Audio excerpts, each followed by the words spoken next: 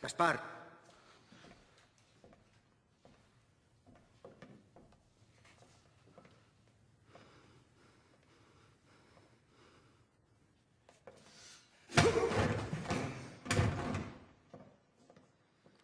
Qué estúpido. Como si pudiera ocultarnos algo.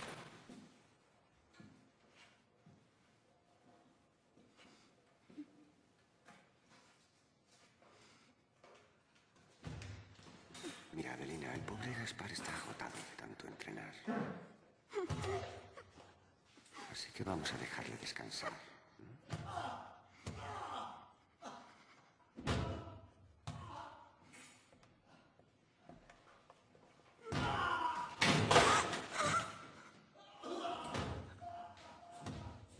Si firmas la declaración, te saco de aquí. Esta noche duermes en mi casa. Y mañana de vuelta al pueblo.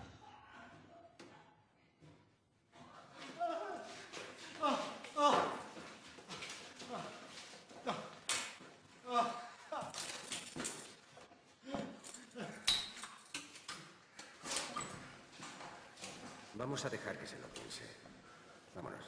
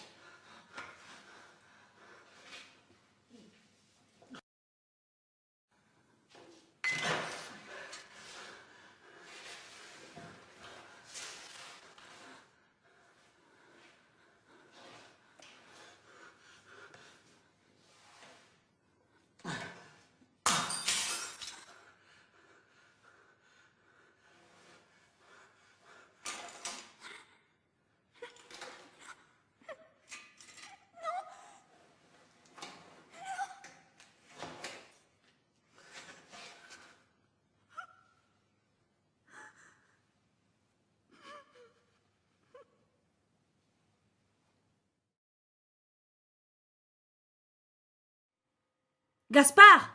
Dites-moi, chef. Au travail! Gaspard, avec son t-shirt à bretelles et ses gants de boxe, entre dans la chambre. Tout de suite, nous entendons les coups de Gaspard et les cris de douleur de Canepa. Mais nous ne pouvons rien voir puisque Fontaine s'interpose, sans quitter du regard Adelina. Au bout de 3 ou 4 coups, Fontaine retourne à l'autre chambre. Tu es blanc, Palacios. Tu n'es pas fait pour ce travail. Adelina ne voit qu'une partie de ce qui se passe et ferme immédiatement les yeux avec force. Mais elle ne peut pas éviter d'entendre les coups et les cris. La raclée est effroyable. Maintenant, Fontella entre dans la chambre d'Adelina et ferme la porte. Mais la raclée et les cris s'entendent toujours. Quel imbécile. Comme s'il pouvait nous cacher quelque chose. Adelina, les yeux fermés, sent les mains de Fontella sur sa poitrine. Elle sursaute. Regarde, Adelina. Le pauvre Gaspard est épuisé. Il travaille trop, nous allons donc le laisser se reposer. Fontella s'assoit près d'elle et lui parle à voix basse, sans laisser de toucher tout son corps. Adelina a une respiration allaitante, terrorisée. Si tu signes la dénonciation, je te fais sortir d'ici. Cette nuit, tu dors chez moi, et demain, tu peux retourner au village. Les coups cessent finalement. Fontella se lève et ouvre la porte. Qu'est-ce que tu en dis? Pense-y. Fontella sort dans le couloir et rejoint Gaspard. C'est du bon boulot. Gaspard sourit d'un sourire répété. Asperge-le, s'il pense qu'on va le laisser dormir. Fontella et Gaspard disparaissent dans le couloir. Palacios, le visage décomposé, prend un seau rempli d'eau et le renverse sur Canepa. Il part ensuite rejoindre les autres. Adelina a encore les yeux fermés. Seulement au bout de quelques secondes, elle ose regarder Canepa. Il est jeté par terre, couvert de sang et plein de blessures, mais il n'est pas mort. Sans avoir le temps de se remettre de sa frayeur, elle voit que Canepa commence à bouger péniblement. Il essaie de se traîner quelque part. Adelina n'arrive pas à comprendre ce qu'il veut faire jusqu'au moment où elle voit qu'il tend la main vers une fenêtre, prend un morceau de verre et se l'approche des veines du poignet. Adelina, horrifiée. Non! Mais elle ne termine pas la phrase. Canepa dirige vers elle son visage tuméfié et se coupe les veines. Le sang commence à couler. Ne faites pas cela, je vous en prie! Adelina ne peut que se mettre à pleurer silencieusement pendant que les voix stridentes des policiers s'entendent dans les couloirs, ainsi que le bruit des portes et nouveaux coups, des imprécations et des cris.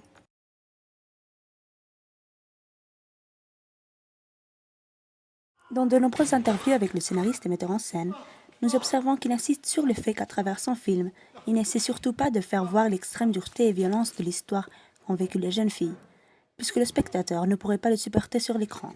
La scène choisie est une des nombreuses scènes extrêmement violentes que nous trouvons dans le film. Tenant en compte les paroles d'Emilio Martínez Lázaro, si cette scène est déjà assez désagréable, comment serait la réalité pour les personnages? En observant le scénario, nous apercevons de nombreux changements. Dans le dialogue, par exemple, lorsque Fontaine appelle Gaspard, celui-ci apparaît directement sans lui répondre. Les premières lignes du dialogue ont été donc supprimées.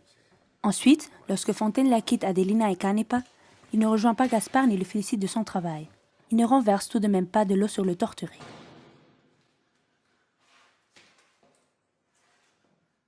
Ces détails ont sûrement été enlevés par une question de temps, puisque souvent, après avoir tourné toutes les scènes du scénario, le metteur en scène doit enlever quelques parties en salle de montage, puisque les films ne peuvent pas être très longs. Tout de même, le personnage de Palacios a été aussi atténué en enlevant son dialogue, puisque dans le scénario, Fontaine se dirige à lui en lui disant qu'il est pâle, par exemple. Dans le film, il est tout de même présent, mais n'a aucune importance. Il est d'ailleurs peu visible. Peut-être qu'il aurait été bien de le mettre en valeur, puisqu'il joue le rôle du policier sensible, ce qui pourrait nous faire voir que dans le côté phalangiste, toutes les personnes n'étaient pas toujours méchantes, qu'il y avait tout de même des personnes sensibles et conscientes de ce qu'ils faisaient. De plus, dans le scénario, Canepa se coupe les veines du poignet, alors que dans le film, se coupe la jugulaire. Ceci est sûrement dû au manque de temps, puisque lorsqu'une personne se coupe les veines, elle met beaucoup plus de temps à mourir que si elle se coupe la jugulaire. Cet objectif de raccourcir le film est assez logique, puisque normalement, dans le cinéma, une page de scénario devrait être équivalente à environ 1 minute de film, alors qu'ici nous avons une page et demie de scénario contre 2 minutes 45 d'images. Quant à la mise en scène, nous apercevons tout d'abord l'importance du son, puisque même si nous sommes en train de voir la chambre d'Adelina, les coups de l'autre chambre s'entendent en tout moment sous forme de voix en off. La violence de la raclée est donc toujours présente dans la scène. Ceci est plus ou moins expliqué dans le scénario, lorsqu'on dit par exemple « on continue d'entendre les coups ». Ensuite, quant à la lumière, il y a une forte opposition entre les deux chambres, puisque dans celle de Canepa, il y a de la lumière qui rentre par les deux fenêtres, assez bleuâtre, et la chambre est entièrement blanche, ce qui donne une forte sensation de froideur. La chambre d'Adelina, par contre, est assez obscure, ce qui donne une sensation sinistre et de peur, et la seule chose qui est illuminée sont les deux personnages, qui reçoivent la lumière des fenêtres de l'autre chambre. De plus, dans cette pièce, la lumière apparaît sous forme de grille, ce qui nous donne une sensation de réclusion, une sorte de prison. De plus, en analysant les différents plans, nous observons qu'il y a une alternance. Par exemple, lorsque Fontaine se dirige vers la chambre d'Adelina et s'arrête un instant devant la porte. Nous observons tout d'abord un gros plan de lui, dirigeant à la jeune un regard plein de désir sexuel. Puis un gros plan d'elle, exprimant de la tristesse et de la peur. Puis le premier gros plan se transformera en un plan américain de Fontaine, qui nous laissera voir ce qui se passe derrière lui, la raclée. Le personnage perd alors de l'importance puisque le spectateur ne doit en aucun moment oublier ce qui est en train de se passer dans l'autre chambre. Le décor est aussi très important et assez peu analysé dans le scénario. C'est donc au décorateur, avec l'aide du metteur en scène, de tout imaginer. Puis au département de production de chercher un lieu où la scène sera tournée et d'avoir tous les permis. Tout d'abord, nous observons que dans le scénario, Canepa s'approche d'une fenêtre de laquelle il prendra un verre et se suicidera. Dans le film, par contre, il se sert d'une ampoule qui est pendue du toit. Ceci est sûrement changé lors de l'arrivée de l'équipe cinématographique au décor, puisque nous pouvons voir qu'en menottant l'homme à la table, il ne pourrait pas arriver jusqu'à la fenêtre, qui est trop loin de lui. Ils ont donc dû mettre une ampoule à laquelle il arriverait facilement.